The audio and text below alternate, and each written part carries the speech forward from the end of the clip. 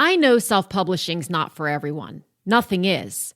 But if you've considered self-publishing for even a minute, listen up, because I'm betting I know what's holding you back from exploring it further or getting started. Number one, you think the self-publishing process is a lot harder than it actually is. And number two, you're understandably afraid of doing it, air quote, wrong.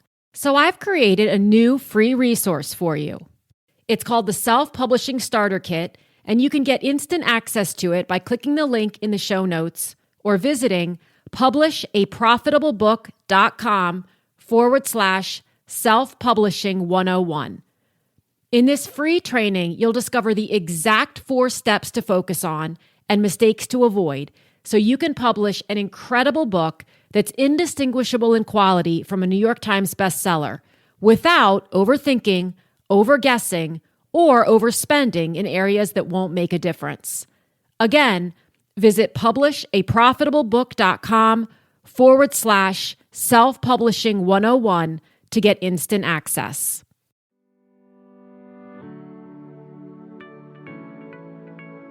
Hello, and welcome to the Write the Damn Book Already podcast. My name is Elizabeth Lyons. I'm an author and book editor, and I help people write and publish thought-provoking, wildly entertaining books without any more overthinking, second-guessing, or overwhelm than absolutely necessary. Because let's face it, some overthinking, second-guessing, and overwhelm is going to come with the territory if you're anything like me. In short, I love books. And I believe that story and shared perspective are 2 of the most impactful ways we connect with one another. A few things I don't believe in: gimmicks, magic bullets, and swoon-worthy results without context. As in, be sure to reveal that a result took 8 years or required a $30,000 investment in ads, because those details are just as important.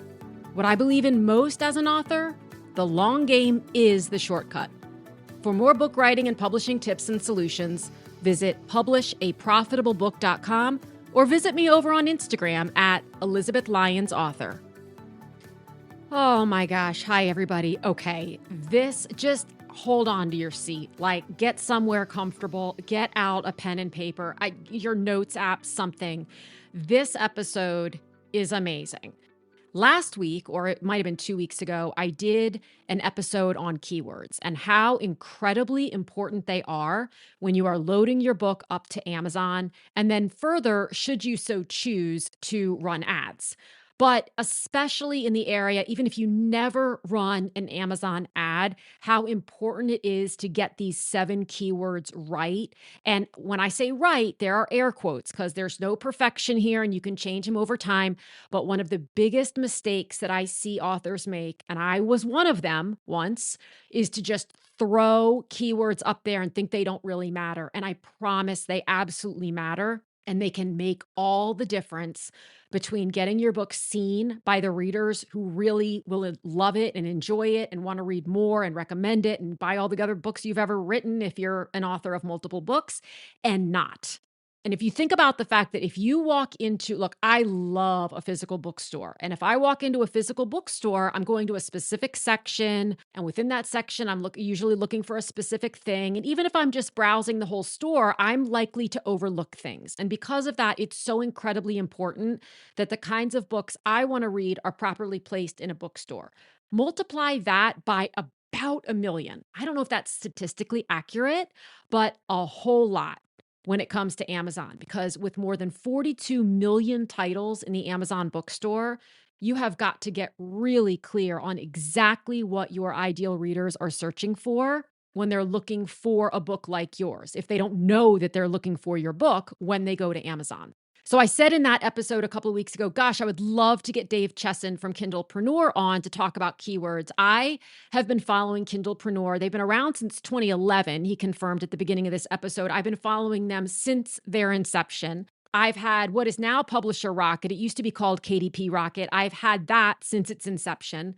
I didn't always know exactly how to use it, but I had a sense that it was going to become very valuable, and very valuable it has become. I cannot imagine, there are a few things in this world that can't leave. I'm not a high maintenance person, but if the girl who does my hair ever disappears, I'm going wherever she goes.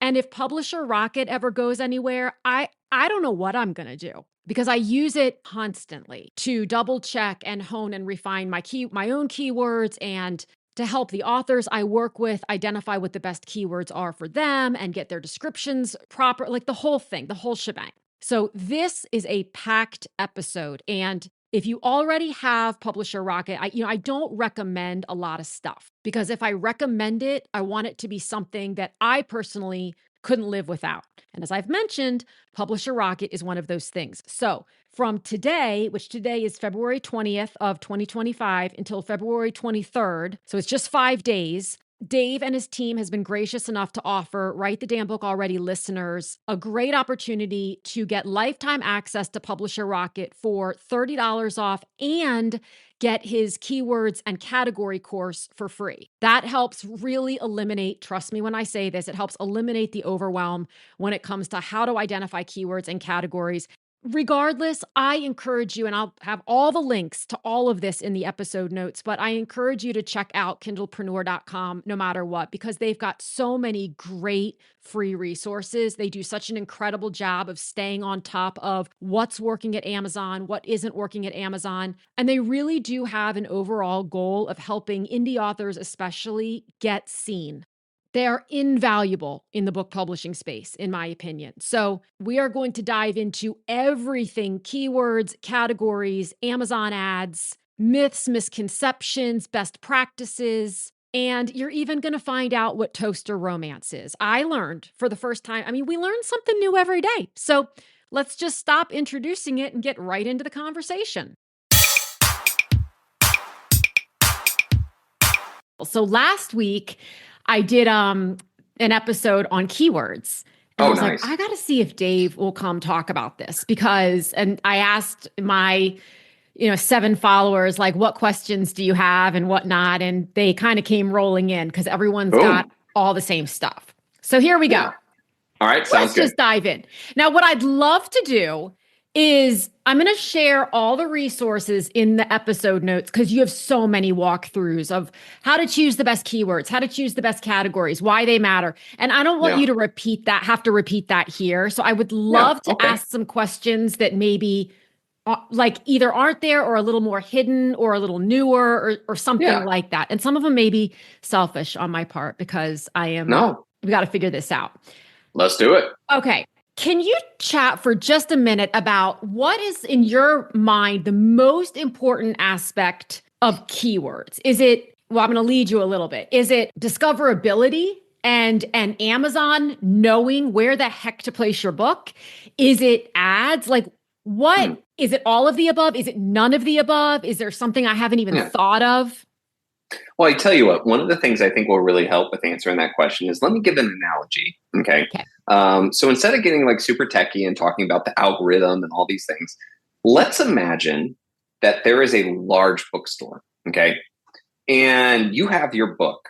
Now, you get the opportunity to walk up to the store manager, the person who gets to decide if books even show up, where in their store they show up, etc. And you get just a couple of things to say to them to help them figure out where to put the book.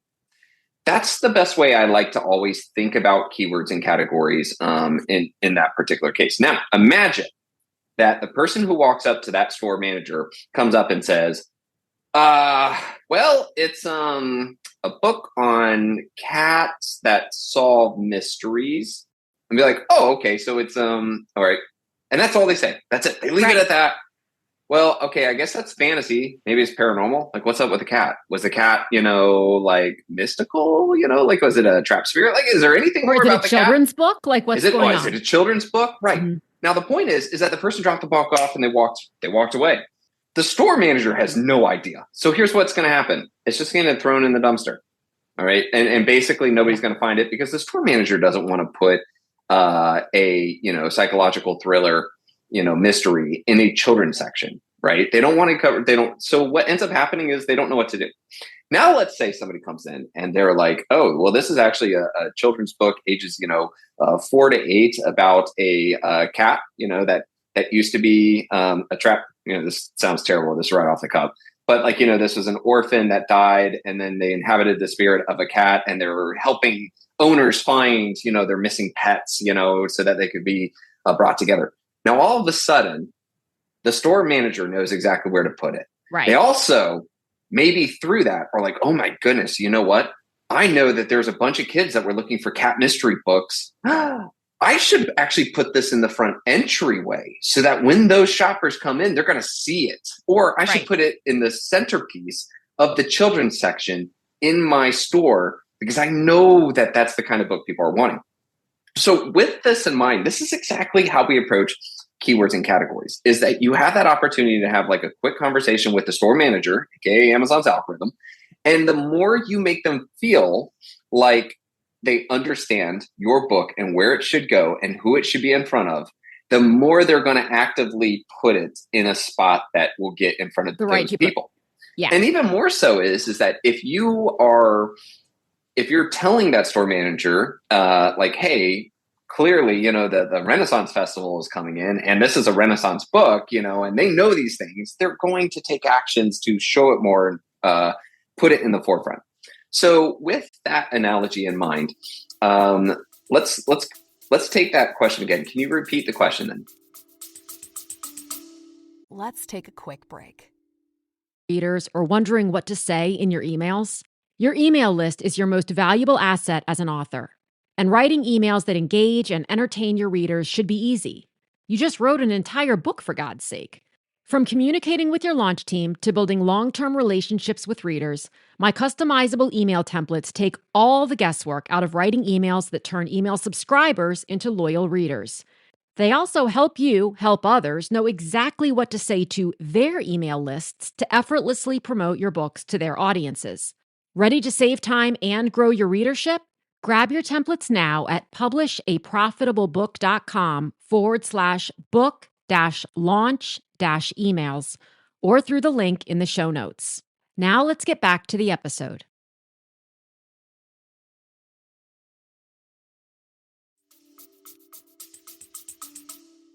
Yeah, is it more important or most important for discoverability by readers, placeability by Amazon, knowing where to put it, and then as a sort of a side piece to that, like when you're running ads, knowing if you choose to run ads on Amazon? Yeah, so discoverability is always important, but here's where I put discoverability. Every author, no matter whether they're brand new or they're well known, wants more discoverability. Okay, sure. Regardless of it. Now, here's what I tell people is that if say you've selected something like, orphaned cat mystery, and there are people searching for that. The fact is that if you get the placement in front of them, they're discovering you, okay? They're discovering that you're writing the kind of book that they want. And that is where the discoverability and the placement really play together. Now, a lot of authors will choose a bunch of keywords or phrases, and either A, they guessed, right? They just threw something up there. And you'll get placement for those phrases, all right? If those phrases are real phrases, okay? But you will not get discoverability because nobody's looking for that. Right. Another thing to keep in mind, too, is that you might say to yourself, well, I've done all this research, and I found that this one word is like 200 searches per month, or this word over here is, like 150, and that doesn't seem like a lot. Yes, but here's the thing. There might not be a large crowd that is looking specifically for orphan cat mystery thriller. And by the way, I know that I haven't done my research on that, so I don't even know. Are you kidding? Are you resenting hitching your post to that? Right, exactly. I have not done the research to know, but let's pretend that there are some people. We're there. Okay. Yeah. That people have searched for it, but it's not a lot. But here's the thing, though. Yeah. When you get in front of that hungry market, you will make sales conversions. Now, the manager of the store is seeing that, wow, hey, this book's kind of doing well. Yes. People are coming in and they're buying it. You know what? Maybe I should do more. Maybe I should put it on the table for, our editor's picks, of children, 4 to 9. Or maybe I should put it in the entryway of the children's section. Or maybe I should, and all of a sudden they'll start testing it and they'll start putting it in these spots. And now kids that wouldn't have come in looking for that kind of book, they're seeing it and they're like, oh, that's cool. I never would have thought to look for it. It's an even easier sale. Bingo. Yeah. And that's exactly what Amazon does. Yeah. Once you get it in front of the right group, that group starts to prove that the book is good and that customers like it. Amazon then starts putting your book in front of even more keywords and better placements for other keywords that you didn't even select. And they're testing to see how it does.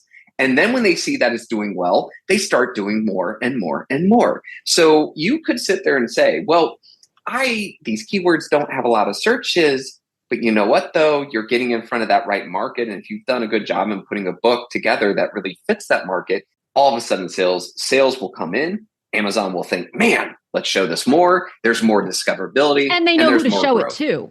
Exactly. They're more confident in it. Yeah. I mean, I have seen, it's been, I've had, my first book was in 2004. So I've been watching sort of how, it was before Amazon. I think it was before Amazon, not before Amazon, but before, it was easier to get. Like, I remember the days when I was shipping books to Amazon. They didn't have print on demand, none of that stuff. Oh yeah. So yeah, way back then. Let's not do anything now. But in all these years, one of the biggest mistakes, and I certainly made it. I've made it a handful of times because I have 6 books out there. So I've tried it again and realized this doesn't work, is sort of trying to game the system. Either number one, game the system, which doesn't work. Number two is not paying attention when I load, like not really doing my due diligence to discover and identify what are and I'm putting the air quotes here, but the best keywords to utilize. And I think lots of times, especially when indie authors, when you're with a traditional publishing house, you're not part of any of this. But when you're an indie author and either you or your hybrid house or self-publishing service, whatever you're using, is just saying, hey, we'll load you up to Amazon. Something people don't really realize is that a big component of doing that, again, air quotes, successfully, is not just grabbing, if you've written a book about, I don't know, personal growth, not just putting self-help as one keyword, right? Or growth, and a lot of people just do it quickly because they don't realize how much of an opportunity they have to put their book in the right, it might not be in the right aisle of the metaphorical bookstore, but it's the right section. Yes, but you get that right aisle, and next thing you know, the right people are finding you, and that's what's key. What's interesting is, and I've had a lot of people tell me this, it's like, Dave, you talk about keywords, like, so you must be a keyword master. First off, I hate the word, or dislike immensely the word master or guru or anything like that. And here's what I tell people too. If somebody was in, let's say, a steamy romance genre, and they're like, Dave, please help me get keywords, like, I would be horrible at it. I'd be terrible. And here's the reason for that. I don't understand the genre. Like, and that's not knocking anybody who likes it. That's not me being elitist or saying, Liter PG is the greatest of all genres. I'm not saying that. Okay. But here's the thing though. I understand that genre. I understand science fiction. I understand, a bunch of genres I do understand. And I understand enough to get this. Can I give an example of something where I don't like to be saucy, but this one really illustrates kind of the lack of knowledge. If you can be, yes, this is the saucy place. Yeah. Mm-hmm. Okay. So my team and I were actually analyzing some of the most popular, trendy keywords that were like selling. Okay. I can only imagine. Well, so we kept getting this data, and I'm like, there's something wrong with the data. There's something wrong with the data. There's no way that this is a book term. Apparently, toaster romance. Okay. And I'm like, hold on. We're a book company. Why are toasters showing up in our, or toasters or toaster stories or any of these things? I'm like, yeah. And so before I was like, we need to clean that data because that's I don't know what's coming in. This was coming in and Publisher Rocket. Then all of a sudden we're like, wait a sec, hold on. And we actually asked somebody, they're like, oh, no. And for those who don't know, it's a thing. What toaster, and I might get this wrong because I got explained. It was explained to me. Is that it's a romance where a woman is convinced, a lesbian woman is trying to convince another woman to, warming her up toward, to that. And so here's the thing. I never would have understood that. But when I was talking to somebody who's in that genre, that particular person was like, oh, no, that's a big descriptor. And I'm like, wait. So if you would, all of that to say is I'm not making brevity or levity, of the genre. Please don't take any of my thing. But if, say, for example, somebody hired me to do the keywords, I would have skipped that. And apparently that's a wonderful term. If your book has that element in it and you're not using that, you're missing out on a very voracious hungry market that is buying stuff like crazy. So, Yeah. so I tell authors, when you're having a service do this, I'm not a big fan of services because there's no way they would understand these things. And what you're going to get is a very efficient way for them to produce some phrases that kind of look okay and move it through. And what that ends up doing is you have a very broad description, and the store manager does not understand where to put the book or what to do with the book. And so it gets lost. That's why I tell authors, really, your genre or your subject matter. You understand the nuances between terms, for the fantasy writers, you understand the difference between a necromancer and a mage and a magician, right? We know this inherently. What is a mage? Don't tell me. I don't even want to know. It's a flavor of a wizard. Yeah, of a wizard, but it's more in line with a certain type of fantasy, whereas a magician on the other hand. When you break out the genres of whether it's fantasy or romance or romantasy, it's gotten to the point where it's about 70 deep now. Yes. Well, one of the, by the way, if we're going to talk a little bit, one of my high recommendations for people doing keywords is every keyword phrase should have some kind of tone of genre deciphering word in it. What I mean by that is that it is incredibly important for readers of romance that they get the right kind of romance book. So case in point, you got way on the left here, wholesome Christian romance. On way on the right, you've got, some very exotic, things. Okay. It's really important to the person who reads wholesome Christian romance to get a wholesome Christian romance book. They're not going to just type in romance. They're not going to just type in something. They want to make sure that they don't get something that is, a little too saucy, or the other way around. I don't want wholesome. I want, something else. They absolutely put that in fiction. And again, that's really important to the store, because the store manager wants to make sure that they don't put a saucy erotica in a wholesome Christian, aisle. And they want to sell books. I mean, that's the whole thing, is you want to sell books. And if you can sell books, it means that you're satisfying the customer. So maybe in more ways than one, if we're talking about romance books.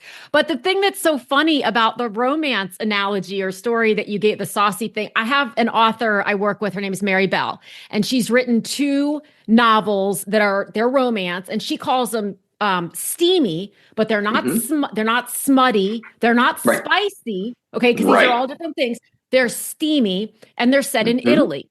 And so we've been working to kind of figure this out, because I can't remember, and it'll come to me later, but she said to me last week, what about, and she gave me a term, and I'd never heard of it before. And it turns out, like you said with the toaster, it's a thing.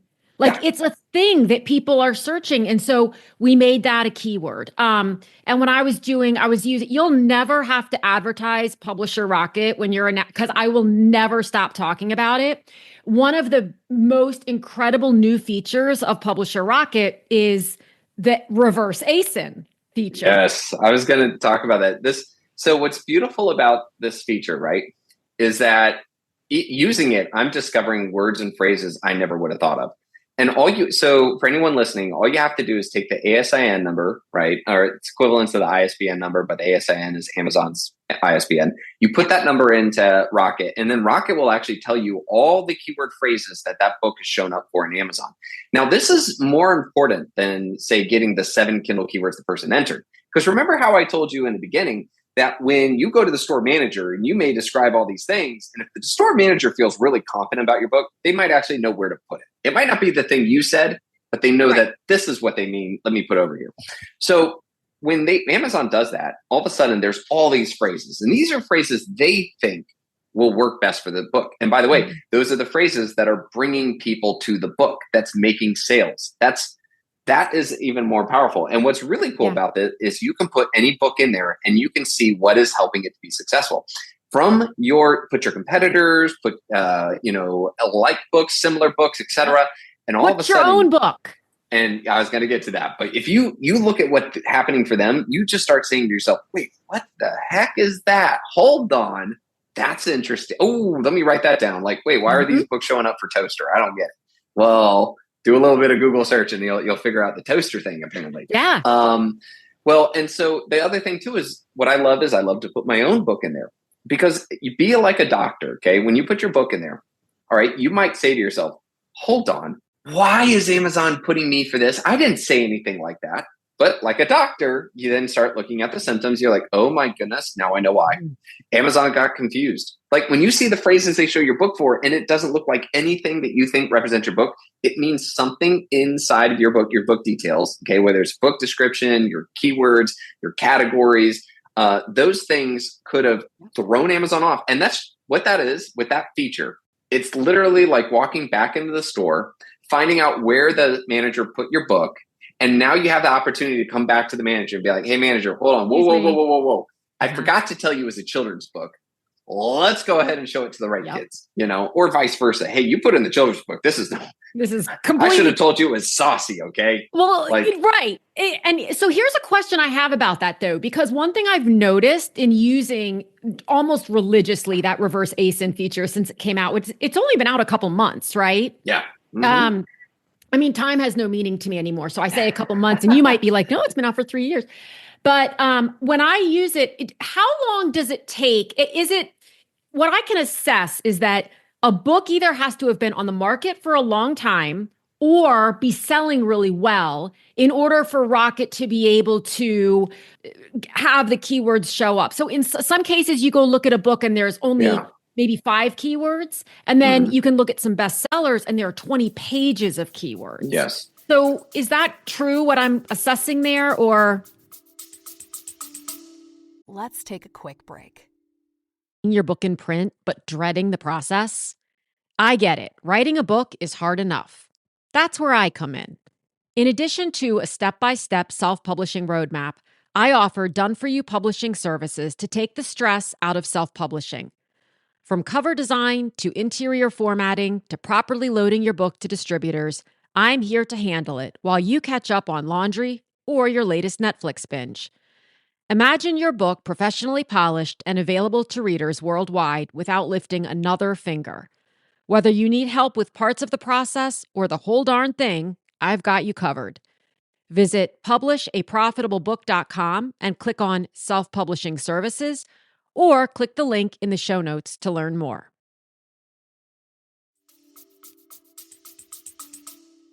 Generally, so the ways that affect it, all right, is that if your book was showing up on the front page of Amazon for a very popular term, then absolutely it's going to pick up on it. Okay. Yeah. So that's big. The longer it's on there, the more terms Rocket will pick up over time as well as Amazon for that matter. So those things really affect it. So let's say, for example, you have a book in a super niche, no joke, there actually is the thing for, what is it? Fry ovens? No, what's that? It's a nonfiction is what I'm going with. I have no idea. Air fryers on RVs. That actually is a thing, by the way. Go figure. And there were a couple of books that were written on how to use the air fryer in an RV. And at the time of doing the research, like they sold like a couple of books a month, which is super niche. Okay. Yeah. But there's not a lot of people. I think what it was that there were not a lot of people searching for that book per se. And it's not exactly a book where it would show up well in like recipe books or air fryer books as a whole, or air fryer recipe books or anything like that, because it was super niche. Mm-hmm. That being said, though, is that those books, because they were on there for a long time, they actually had a lot of keywords. And here's why. And again, this goes to illustrate some of our points earlier. The person put it up for air fryers for RVs. And at the time, they were the only book. And when they did that, Amazon kept seeing that people 20, 30, 40, 50 people like a month were typing it in because it was the only book it was selling. So people would purchase it. So then Amazon would be like, oh, okay, well, let's show up for RV books, so any books on RVs, coffee table RVs or anything like that. So all of a sudden it started like shooting off over there. And that's okay, because that's really what it is Amazon's experimenting. Okay. Yeah. It probably didn't last long. But maybe it did. Maybe people who are looking for RV books were like, oh my God, the fryers. I never thought about that. Oh my goodness, there's a book on how to cook, using air fryer and RV. And then it might abate some sales. There's other things that they use inside of the data. Like maybe you were talking about, electrical, like how do you, the battery systems and making sure that the air fryer works. So you had some power converters, blah, blah, blah. And all of a sudden it starts showing up in electrical books, and electricity and yada yadas, My point, though, is that it can grow because over time, it was a very successful, super niche thing that Amazon explored on and tested And then I was like, no, that's not working. So you might run into that scenario where somebody who is super niche actually shows a lot of really crazy terms. Yeah. But that would also come over time. Then there's times where you put it in it where nobody's actually searching for it. Okay. And quite frankly, the book really might only show up for a couple of phrases for a couple of weeks. And then after that, the only way you'll find it is typing in the title and the author name or something like that. And that's it. So there's a lot of variables that can run into it. But generally speaking, is that if you have done a good job in selecting your keywords and that there really are people searching for it and the store feels comfortable, or with their understanding of your book, you're going to show up a lot faster and a lot more in good placements. And then you're going to see this kind of smorgasbord. Or maybe you didn't do as great of a job, but it's been a long time. And so there's been more data collected. I think that's a really good way to look at it. So is there something to be said for when you look at your, one of the things, and this is sort of switching into ads, if that's okay, because that's one of the other areas where I found Publisher Rocket specifically to be so helpful because, back many years ago, the recommendation was, look, you need to have like 300 keywords that you're running ads against. At least back then, right. It was like, that was the minimum. Dave, I thought I was going to lose my mind because there was no way that I could identify to track that data. So no one was happier on the planet than I was when the recommendation changed for those numbers to shorten. That being said, what I'm finding is that there's no doubt that running ads on Amazon is putting my book in front. It's selling more books, period. The Amazon ads dashboard is not consistent in sales numbers with what's actually selling. So it's very challenging in my experience to identify, well, which keywords are actually working, because you can see what's getting a click. So we can narrow the playing field to the keywords that are getting a click. But it might say that it's getting 8, I'm making this up, 8 clicks, but no purchases. But I've got 37 purchases. So is that just kind of a glitch still in the system, or? Yeah, I think a way to look at that. So I always tell people when I get that kind of question, I always answer is like, honestly, if Amazon hired me as a consultant, I would make them tens of millions of dollars by fixing stuff like that. Exactly. I do not like their system. Like everybody's like, these aren't working. And every time somebody says they're not working, the first thing I'll say is, can you tell me that your revenue hasn't gone up? Okay. Correct.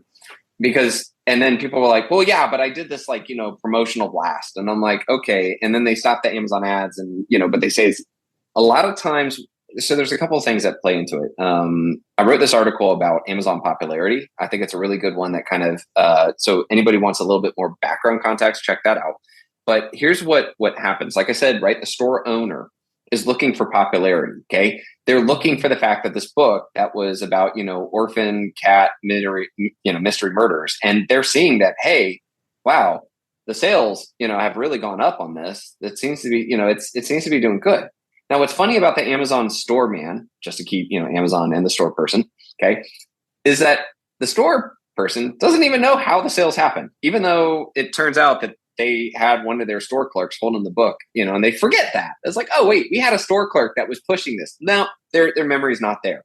Right. What they see is your Amazon ads are making sales. They see that, but they forget it's the Amazon ads. They see your book making sales. They see that your book's popularity has gone up. And then they make that decision, like I said, with the store manager of saying, this book's doing kind of well. Let's go ahead and show it more. Let's put in more keywords, for free, not even the paid ones.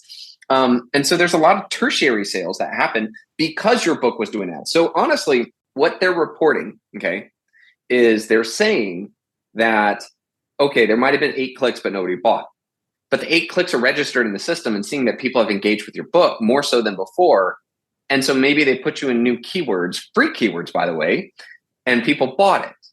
That popularity affects it. The other thing too is that I don't think that the reporting system is as good as it should. I don't think that they're trying to hose us out of money. I think that they have issues per se. Yeah. I mean, I don't know why they would try to, if we sell books, they make money. And granted, it's a loss leader for them, but nevertheless, how many people go into Amazon to buy a book and then end up buying like a toaster, an actual toaster? An actual toaster. Right. Well, they went there for the romance book and they left with an actual toaster. Might as well get this and let's buy an RV while we're at it, right? But Yes. I mean, that is reportedly, allegedly, anecdotally what happens. And so I know for me, I've been running ads on and off, but mostly on Amazon since 2018. And every time I turn the ads off, the sales dip. Sales drop. Exactly. Right. So whether or not I'm talking about it on other platforms, I mean, my latest book, I rarely talk about in the last, I'd say 6 months. I've rarely talked about it on the socials. I've rarely talked about it via email. The only difference is I started running the ads again, and I went from 0 sales in 1 month to 84. I don't know how anyone could convince me that it's anything other than some right. But what happens and what I see all the time is people are like, well, they're not working, because I'm looking at the reporting and it's not working. And so I think Amazon, without realizing it, or maybe I don't know if they realize it or not, but they're doing themselves a disservice because so many authors just quit. So what I would do is if I was consultant, and again, this is everybody listening to this has to understand that when I say a paid consultant to Amazon, that I'm trying to do the best for Amazon. So this answer at least sheds light on how they could fix it, but it doesn't mean it's altruistic. Okay. What I would do is I would tell Amazon, first off, we need to get the programming team to make it as crystal clear as possible. Okay. Everything is accounted for. We should absolutely make sure that those sales are shown. Okay. And by the way, a couple of things I'd fix. Number one is that I would make sure that any KU payout is associated with the earnings from the ad, because what people don't know is that Amazon ads does not account for any of your KU pages read. So you did an advertisement and somebody selected your KU book. They will not mark that as all that money was from this ad. I just heard that the other day, but then Dave, this begs the question. I know I can think of 3 people right now who are going to ask this question, so I'm going to do it for them. Why is it even in the reporting structure then? That's, I don't know. Honestly, because you look at it and you just see a straight line across and you say, well, no one's read any pages from my ad. And I'm like, they have to. Like, one of my authors has gone from 3,000 pages to 27,000 pages read in 1 month. Like I said, pay the consultant. I would say fix that and make that. Okay, so we'll start a campaign for that. And if for some reason our system cannot figure that out, I would then I would change the column there to say estimated KU increase. And I would look at the difference on your KU from when you started the ad to not, and I would start to kind of at least show that. So that's one thing. The second thing too is that they do a poor job on reporting, any other tertiary sales. So let's say somebody came to your one book and they're like, oh, wow, okay. But then they saw another book of yours. They didn't choose the book, but they bought another book. I'd be reporting that. Okay. I would have that 1,000%. In there that says other sales that came from your ads. Another thing too is your Audible books. Like, again, there's all these things they fail to report. There's a lot of sales that are happening that they just don't report. So I'd fix that. But here's where the unaltruistic thing would come into play. I believe that Amazon should then really say, okay, well, if you spend $1,000 a month with us on ads, we'll start to opening up the reporting and actually showing you the keyword phrases that you're doing well in that you didn't even pay for. I would start to tell people, okay, hey, this phrase made this much money. This phrase made that much money. Hey, do you want to protect that? Go ahead and bid on those. Oh, but again, that feature opens up if you're spending like $1,000 a month in ads. Right. Sorry, that's the unaltruistic, but that would be the thing where I feel like the gamification for the people to see that, okay, if I really dig into it, I can finally get the data I need. Sorry, I just had to put the unaltruistic. Listen, you're spot on, because the gamification in any industry, I mean, it's what keeps us going. Like, it's just, I don't understand the psychology. I'm not a scientist, as I've said many, many times, but there's no denying that's, and I see it with my authors, but like, the authors I work with, I see it with their books. They start, especially when they have a series or when they are a genre, like a romance or a thriller, and they have a backlist. When they run an ad just to one book, everything follows. It's undeniable in my experience. And I'm not saying I have the biggest data set to call upon, but it's It's undeniable. Now, in your experience, how do you guide people when it comes to running Amazon ads and Meta ads simultaneously and trying to decide, okay, which one of those is I'm not gonna lie, I'm terrible at meta ads. okay? Like it's and I'll be the first person to tell you. I mean, having run Killpreneur for years, Yeah. so I'm really a bad social media person. And by the way, let people either hear that as kind of like, well, okay, I guess I shouldn't take advice from the guy. No, I'll be the first to admit when I'm not good at something, and Yeah. I don't really like social media. I never have. I have a Facebook page personally. Yeah. And the only reason why there's even things there is because when I was in the military, I could at least just post what me and the family were doing around the world. Sure. And then I didn't have to call my muzzy or my aunt, to let them know, hey, this what they just go to my Facebook page. That's it. I don't think I've ever seen TikTok, to tell you the truth. So not to be like I a Luddite love or that. anything. I love that so much because I think I'm like this. I mean, yeah, there are people who love to be out on the socials and it's like, oh my gosh, if those go away, my life is over. I'm not one of those people, you know? And so that's one thing I'll say to the listeners here is what I recommend to people, and my number one recommendation to authors, okay, is that there's a million different ways you can market a book. Don't feel like you have to do everything that everybody else is doing. Okay. Yeah. Matter of fact, I highly recommend you don't try to dabble. When authors get into this mindset of like, okay, there's TikTok, there's X, there's this, there's that, there's this, there's this, there's this, and then they try to do all of it. What they do is they end up spinning their wheels and they get no traction and they get burnout because I did all these things and nothing worked. I tell people, hey, especially if you're new, pick one, maybe two per book launch. Okay. Really dig in. Master that thing. You will get so much more out of it. And here's the other thing too. When you go to launch book 2, you do those one or two things and then you learn a third one. And all of a sudden you're actually growing skill and you're being intentional with your time. Yep. Right? And when you're intentional with your time, you have a much better ROI. One of the best things, I was reading this book about like fatherhood, and they said that there are so many times that a father can be in the room with his kids for hours and it mean nothing. But just 5 minutes of intentional time can be worth 3 hours is just sitting there. And so, it's really about intentionality. And I would say that's the same thing about marketing. Like if you're just trying to throw some things up on TikTok because you heard about it, that's not being intentional. Okay. If you're trying to do Amazon ads because you selected a couple and you threw it up there and it didn't work, that's not being intentional. So just kind of jumping back on that one. So about Meta, I can't answer the question because I've never been intentional with it. And I've never been good at it, to tell you the truth, when I've tried.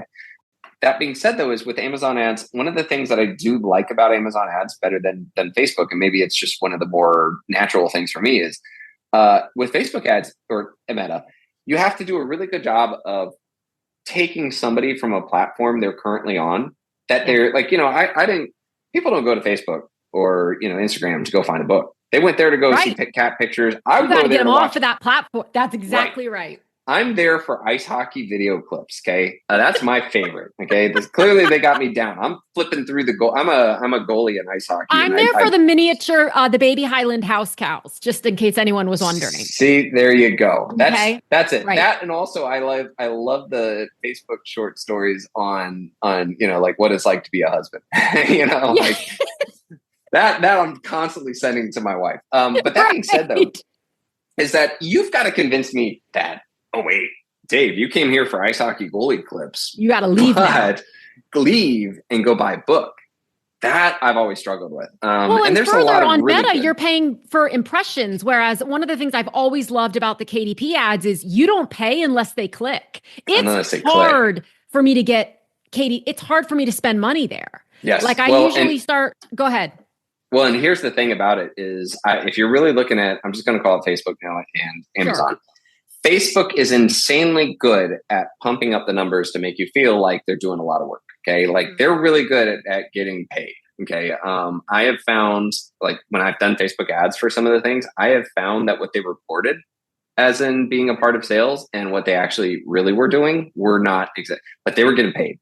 Amazon's like, they're not even reporting that they made a sale, even though they did.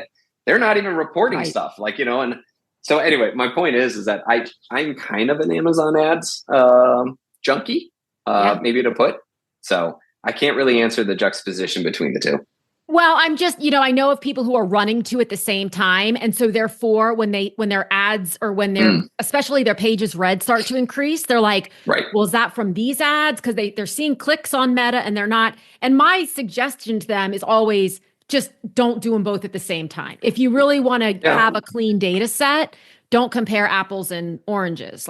And I would say that if you're doing both, understand the numbers on Facebook are much more pumped up than reality, and the numbers on Amazon are more suppressed than reality. Yes. Just out of legitimate experience and analysis, it's better to believe that the Facebook numbers are higher than they really are, and the Amazons are lower than it really should. Yeah. So if we could give people a kind of a what to do first, do you feel that if we're taking the following tasks, getting your 7 keywords, first of all, let me ask you something. Do people this was a question I had that I was like, I gotta ask Dave this.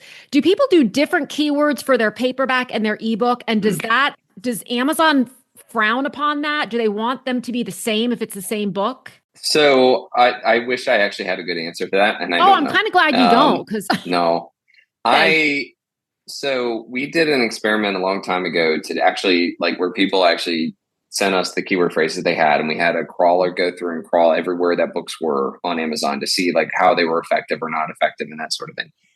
When we did the experiment, I did not at the time, actually, there really wasn't a differentiation between the two. Now I think there is a little bit of a differentiation, but I don't have proof on that numbers.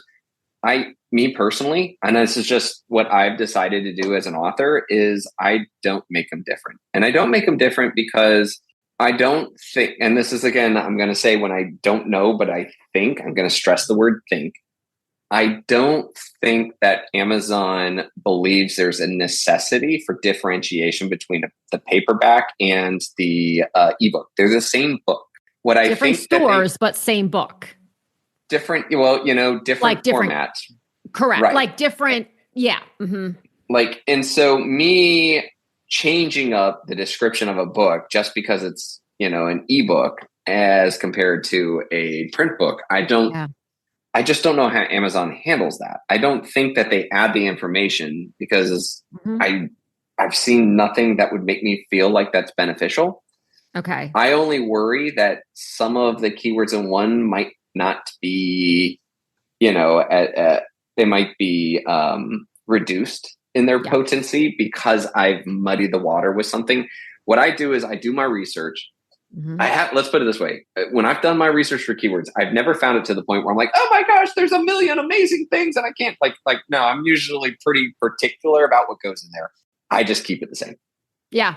That's what I've always done as well. But I've had people say, and it sounded somewhat reasonable, like, hey, could I actually get 14 instead of 7 because I use 7 on and I've kind of thought, well, you could, but to your point, I've never found 14 myself that all felt super relevant. And of course, in your keywords course, which I'll have a link to below, you talk about long tail keywords and kind of using up the character count as much as you can to get some different things in there. And the recommendation, how long does it take? So, all right, let me go back to the original question. So the first thing that I would suggest, but I want you to validate this, is get your keywords, do a good job researching your keywords for your listing, your 7 keywords, right? Yeah, it's the same thing. Like if you go into the store and you get to talk to the manager, make sure you understand how you describe your book and do a good job, because that's your first impression with the manager.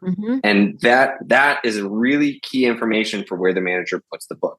If you don't get that right, you could be standing in front of the store with a billboard saying, check out my book, and people won't know where to find it. Correct. You could be telling your friends to go into the bookstore and go get it, and they keep thinking, it's in the mystery thriller. Nobody finds it because it's in the children's. So they buy something else. So they buy something else. Yeah. So I really think that if you don't get that part right, not only will it really hurt your marketing efforts in the future, like the other marketing efforts, it also makes it where you have no discoverability, that the new people that really like your kind of book can't find it and discover it. And I think, how long does it take then? What is your recommendation for a good timeline to start running ads? Do people need to give their book a minute to, I'm often telling people, and I'm curious about your thoughts on this, wait till you have about 20 reviews before you start running ads. I tend to feel like that's a good threshold to, but beyond that, is it worth their while to wait a second until the system kind of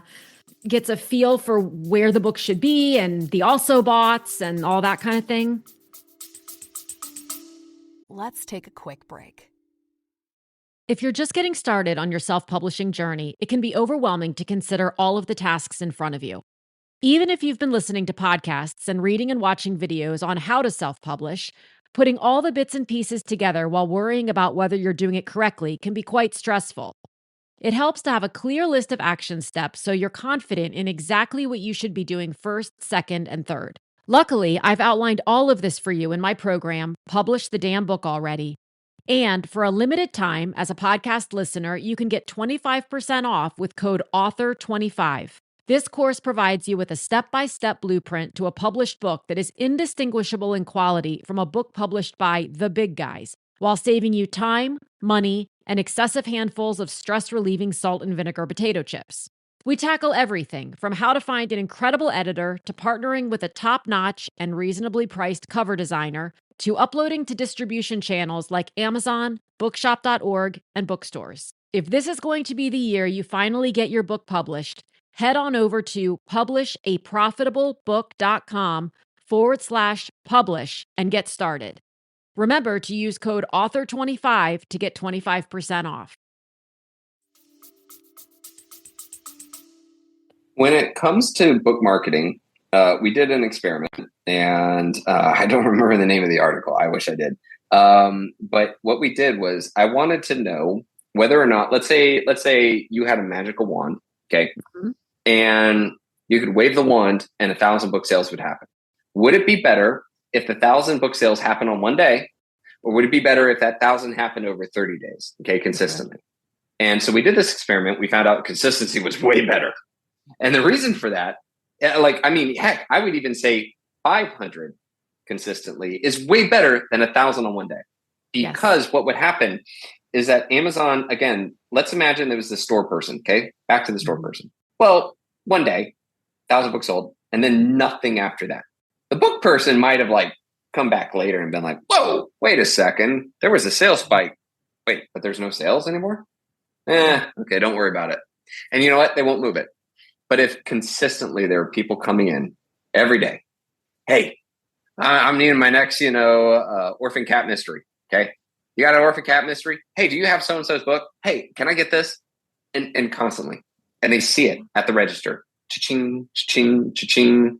They're going to notice. And what we found was that's exactly what happens on Amazon, is that the number of keywords that you rank for, if you have a sales spike of 1,000 on one day, it's like minimal. You don't really show up for much. But when you show consistency, the number of keywords that you actually show up starts growing, and you show up for way more than if not. And so we found that. So when I said that I would rather sell 500 books consistently in 1 month than 1,000 on one day. Well, because in the second month, I'm still making a lot more, and it might be growing. And then the third month. And what happens is I start to really gain more momentum. And so that Amazon popularity is seen through consistency and not in spikes. So when I do my book marketing plans, I really try to kind of look at all of my tools in my arsenal. Okay. So, 1 marketing, 2 marketing, 3 marketing, whatever things I can do. If I have an email list, if I have friends, if I have this, and I try to plan them out so that I am continuously sending traffic to my book. Now, I don't want to shoot all of my marketing strategies in one thing. I want to, if I've got an email list, I'll actually, if it's a big email list, I'll actually break it up into cohorts, and I'll send, emails on different days. So let's say there's 1,000 people and there's 250 people on this day, 2 days later, 250 on that, that sort of thing. And I think that really drives, that drives consistency. Now, the moment that I'm starting to get close to running out of my, marketing tools, that's actually when I'll do my Amazon ads. Because now I'll pop it right in, and that kind of helps. I've done all my marketing push. I've shot my shot, if you will.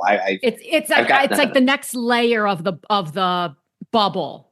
Exactly. And Yeah. so it keeps the consistency. The other thing too is that during that time period, I can put my book into Publisher Rocket in the Amazon Ads Hmm. feature, and I can see all the things that have been working, all the things that have been showing up, and now I can create ads that kind of keep that momentum going, so I don't have that drop off in sales. That's a really excellent part of it. And then too, you said the 20 reviews. I love that. I think that it should be a part of the marketing plan that you're talking to the people you sent, getting them to leave reviews. And yeah, honestly, it almost times out that I'm around 20 to 25 reviews by the time I'm starting to run into my ads part. And the reason why I love the review aspect of it too is that, when you're doing ads, you're just more effective when you have reviews, and that there's what we call, social proof. As in, when I come to your book because I saw an ad and I clicked on it, I feel more comfortable buying it because other people have bought it and they've told me it's good because they gave it a 5-star. Yeah. I mean, I love what you said about kind of trickling things out, because when people have a launch team that they're working with, whether there are 5 people or 500 people on that launch team, I encourage people to encourage members of that launch team in phases to go leave reviews. You don't want everyone to go leave a review on one day, because in my experience, the Amazon system tends to kick more of those back. It feels like the system is kind of being gamed in some way. So I'll say, look, pick 5 people and ask them to review in week 1, pick another 5. Like, this is a marathon. It is just an ongoing thing. And it's a marathon, right? You just got to keep feeding the beast, so to speak. Right. Yeah, exactly. Well, yeah, it is a marathon. I think that's a really important thing for an author to understand. Nothing more disheartening than thinking that, that nobody else has to do that. I think it's really important for us authors to understand that, oh, no. Oh, no. We are in the trenches with you. We know exactly how that feels, like keep going, So that's one thing that's really important. But like I said, that's why when I go to do my book launch, like every day is almost orchestrated. Like I literally have this plan where on day 1, I do actually, it's almost like negative T-5, T-3, T-1, game time, 1, 3, 2, all the way up, like everything. I wake up. I told you before, I emailed you this morning and I said, okay, if the coffee doesn't, there are 2 things that'll get me bouncing in my chair. One is coffee, and the other is just you're saying something that I'm like so excited. And if people could see, I'm just almost literally bouncing and I don't know if it's from the coffee or the excitement, because you are speaking my language. Like, I have a 12-day launch plan. It's T-5, T3. It goes all the way to 10 days out, but then it's not like you never talk about it again. Mm-hmm. That's just the beginning. Right. I mean, exactly. So what, in closing, because I could talk to you we could go down a million different lanes with this. Are there first of all, is there anything that I haven't asked about or talked about that you think would be valuable? And secondarily, are there any other best practices that are kind of new or a lot of people don't seemingly know about that surprise you that would be helpful for people, either just with their keywords and or running ads, either way? Yeah. Well, one thing I will say is that years ago, I didn't think that the book description was as important as it is. Like I used to kind of overestimate it, or, hey, if it sounds good, it's good. When ads came out for the first time, I got to see finally we got to see some kind of numbers about what happens. With the ads, you can get people like, look, if you have high impressions but low clicks or no clicks, either A, your ads are targeting to the wrong spot, or B, it might honestly be an indication that your book cover has problems. It's kind of shocking how many problems exist on the book cover. Can I interrupt you and ask a question about that I didn't remember that I had? When you have really high impressions but low clicks, can it also indicate that your impression is on page 20 of the results? So it can. In other words, you're not getting top of search stuff? What I found in book searches on Amazon is 9 times out of 10, people don't make it to the second page. Matter of fact, probably it's 96% don't even go to the second page. What they do is they redo their search criteria. Okay. So like if I typed in romance book and then I looked and I saw, ain't no romance book that I'm looking for. I want, hot and steamy. So then they add, so most of the time, by the way, toaster or whatever. They add toaster. Then they're like, oh no, wait, hold on. Like I want redhead, whatever. And they just keep adding descriptions. Okay. They don't go to the second page. They don't go to the third. So I'm not as inclined to say that because if you got an impression on page 20, my goodness, that would be insane. Page 2 doesn't get many impressions. Page Right, 3 probably okay. never. Nobody ever goes to that point. In Amazon, we just redo our So phrase an and we start impression over means again. that someone actually saw the ad. According to Amazon, that somebody okay. somehow saw it at some point. Now, Okay. so my thing is that we found, like, I have found that a lot of times authors don't realize that their cover is the wrong genre, the feel. Like, and so one of the tasks that I love, or tests that I love to tell people is, hey, here's what you do: take the title off, take your name off, because and go to somebody who doesn't know that you write or what you write. Show them the cover and ask them what they think it is. Okay. Yeah. Honestly, if authors really did that, 50% of the book cover problems would be solved before you even launch it. I once had this cover where it showed the silhouette of a lady who had a gun, and there was a hat or something, and the city was in the background. And then there was this like fuchsia, hot pink, like skylight. And I was like, oh, okay. So we're analyzing it. And I start reading the book description. I'm like, wait a second, hold on. So this isn't like a buddy cop, or this isn't I was like, thinking like detective or something. Yeah, like a detective, maybe, something like a cool mystery. What no, was it was apparently a horror book. Like, it was a horror book. Yeah, like as in like you if lost you think me at about the pink. I mean, at least if you had like some blood dripping or something. So that's the thing. There was no elements that said it was horror. Like what this was, it was supposed to be like Seven. The movie Seven, like horrible mystery kind of thing, right? Okay. What it was about this ex-cop who was a woman. She was an ex-cop. She's an investigator, and she was tracking down this like insane mass murderer that was doing like heinous murders, not fun, mystery thing. And I'm like, okay, we identified the problem here. That book cover does not fit your genre. And I'm pretty sure that if you'd gone to anybody and asked, nobody would have said, oh, that looks like a very scary horror. So But then what about books like, I think about Mark Manson, like who had Subtle Art of Not Giving a Fuck, right? And it's just text. Yeah. I mean, there's so many books that are just text. Do you think those are just sort of outliers because they get so much promo push on the side that it doesn't really matter? Or no, well, because the title is so in your face. It's so in your face, and at the same time, the title is the sell. So the book cover is just the title. So it's a great thing because also having a book cover that doesn't have any design to it is truly a subtle art of not giving a F, right? Yeah. I mean, seriously. So that's a great cover. They nailed that one. But sometimes what you'll find though is that you get like a famous book, okay? And it might change the way covers are looked at, all right, in that genre. But guess what? We now have an understanding that, that a simple logo or a simple like symbol in the bit, is already bringing up ideas of romantasy or, dragon fantasy or anything like that. Like, because a lot of famous books have done that. You're not copying them, but what you're doing is that, hey, if somebody is really into like, say, Fourth Wing, and you write a book like that and your cover kind of looks like it, they're going to think, oh, this must be like Fourth Wing. And so you're going to connect. So my point is that the cover is very important.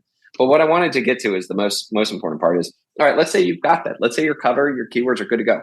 You can now see that people are clicking, but nobody's buying. That's because they're reading your book description and it's not engaging them. All right. And what I find out is that if anybody's like, hey, Dave, help me out with my book, first thing I'll do is I'll do that test with their cover. Show me your cover. Don't tell me anything about your book. Okay. Show me your cover. Mm-hmm. Then I look at it. I generate my own ideas on what this book might be about.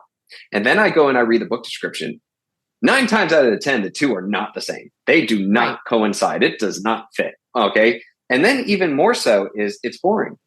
The book description is an absolute bore. Or the person wrote a book report, not a book description. Yeah. It is, you are giving me like 7 different character names, the world name, the this and that. You have to explain these things, or you told me the story. Why would I buy it? My point is that you could do all your advertising. Great. You can get these keywords, but you are losing people because you're not engaging. One last thing that I'll give, because I know we're hitting on our time. When it comes to the book description, I tell this to everyone. I spend 80% of my total time on the book description just working on the first sentence or two. Oh, dang it.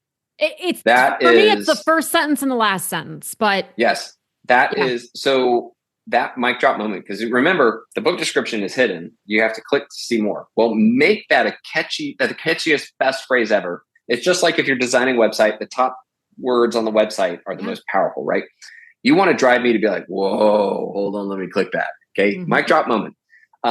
Yes. Also too, I also found out that if you write something, my favorite little tip on it too is, and by the way, this skirts an Amazon rule perfectly.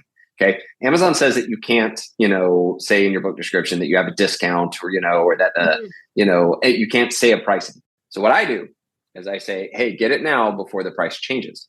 Oh. And the reason why is that gives a little call to action. It gives a little bit of urgency, and nothing I said violates Amazon. Yeah. Because I didn't give a price. I didn't give it. I didn't say there's a sale. Right. I didn't say anything. I just said before the price changes. The price could go up, price could go down. I don't know, but get it before the price changes. And that is, you can totally, genreify it, like make it really cool or send. But that structure right there, get it before the price changes. I've seen an increase in conversion rates just because people are like, well, they were thinking about it now. Might as well just buy it. Might as well just get it now. Might as well just get it now. Right. Yep. So that's my little favorite hack at the end. Oh, I love that. Well, and I send people to your book description generator all the time because it makes it so, it doesn't write it for them. I mean, you've got the AI component, but still it doesn't write it for them. But the formatting of it, there's nothing that drives me crazier than going and seeing a book and the description on Amazon is all just one run-on sentence, right? Because I can't get through it. And for people who don't know, understand that. So Amazon allows you to, like, when you go to put your book description in there, you either need to code HTML to make things look right, to have, paragraphs and have, bullet points or bolding or any of that. So the book description generator is what is called a WYSIWYG, which is what you see is what you get. You put it into it. You can highlight, you can make it bold by clicking a button, make it, et cetera. What you see right there in the book description generator of ours is exactly how it will look on Amazon. We have the exact same font, all of that. Everything. It will look exactly that way. So now you know what you get. But what I love about the AI thing, by the way, so one thing that we added, and it's free. You don't need an email address or anything like that. Let's say you wrote your book description and you're like, okay, Dave, I want to see if I can improve it. You can click the free AI button. Now, the AI button is not just using ChatGPT or anything like that to say, hey, ChatGPT, make this better. No. I've pre-coded a system inside of ChatGPT because we plug into that says follow this format. Okay. And that format is like, so if you wrote just a book description, I would highly put it into our book description generator, hit the AI button, and then it will turn it into a great Amazon structured book description. Okay. It will try to come up with a mic drop at the top. And again, you have to select if you're nonfiction or fiction because that's very different. But then it will start to form all the information that you put into something that reads like what we've found at Kindlepreneur is a much more successful book description. So if you don't know where to start, just write your book report, put it into that, and it will just start there. Absolutely. I mean, sometimes that's 9/10 of the battle is just give me a place to start, and then you can finagle it from there. But just give me some ideas. And it's so helpful because you don't have to be tech savvy now to be. Exactly. I mean, I can code in HTML, but not there. I have a limit. I can do it, but even I've tried to code in HTML in Amazon and it doesn't come out looking quite right. So it will literally crump it up into like the right structure, the right sentence, the right and it does. It's your words are there. And it will also hide in it too. It's really neat. It makes it more powerful of a story than, the princess went over here. No, the kingdom, depending on the princess's hand, sat in silence as, such as like, it will try to really make it more compelling. Yeah, exactly. Well, I can't thank you enough. Like I said, I have been following all this stuff for so long, and I'm super grateful to you and your whole team for just continuing to make stuff better. And so much of your stuff is free and it's so easily accessible. And it shouldn't be. Like, speaking to you as a business person, I'm like, this shouldn't all be free. But as a consumer, I'm like, thank you. This is great. Yeah. Well, I appreciate that. That really means a lot to hear. I already talked about it in the beginning, but there's a special offer on Publisher Rocket that's down in the show notes for just a few days. And I thank you so much. I hope we'll get to talk again. Absolutely. Let me know. Thank you so much for tuning in. If you enjoyed this episode, this is your friendly reminder to follow or subscribe leave a quick review, and share it with someone you know has a great story or message but isn't sure what to do next. Also, remember to check out publishaprofitablebook.com for book writing resources and tips, and to see all the ways we can work together to get your book out into the world. Again, thanks so much for listening, and I'll talk with you again soon.